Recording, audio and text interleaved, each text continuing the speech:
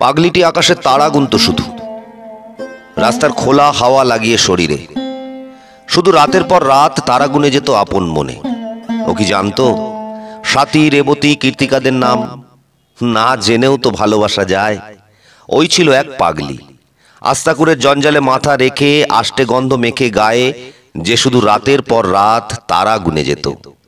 রাস্তার কুকুরগুলো ওকে জানতো কাছের মানুষ। ওদের সাথে ফুটপাত, গেরস্তালি, উচ্ছিষ্ট ভাত।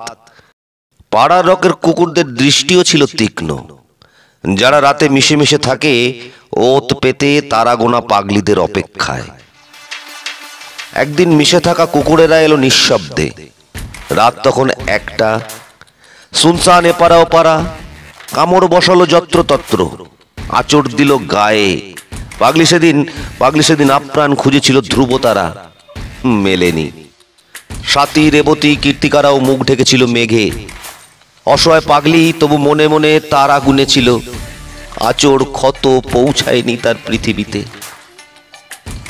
আরো কিছু মাস পর পাগলির তলপেটে দুর্যোগ, আকাশ ভরা বেদনা তারা।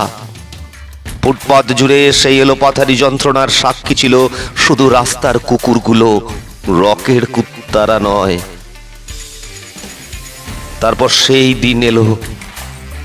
সন্ধ্যাবেলা ফুটপাতে সেই আষ্টে গন্ধ মেখে পড়েছিল এক লাশ। তলপেটের পাহাড় বেরিয়ে এসেছে এক মাংসপিণ্ড হয়ে। রক্তস্রাব রাস্তা চুইয়ে পড়ছে কর্পোরেশনের নালায়। যারা রাতে মিশে মিশে থাকতো তারা সেদিন মিশে গিয়েছিল জনতার ভিড়ে। সেই সন্ধ্যায় কালপুরুষ উঠেছিল আকাশে। কোটি দেশে তলোয়ার যেন নিকষ অন্ধকার জ্বলছে, বিড়ালের চোখের মতো ধূর্ত হয়ে। স্বাতী, রেবতী, কীর্তিকাদের খুঁজে পাওয়া যায়নি আর কোনোদিন সেই পাড়ার সন্ধ্যাকাশে। তাদের দেখা গিয়েছিল কিনা কেউ গুনেও দেখেনি অবশ্য।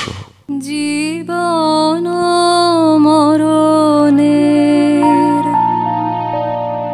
সীমানা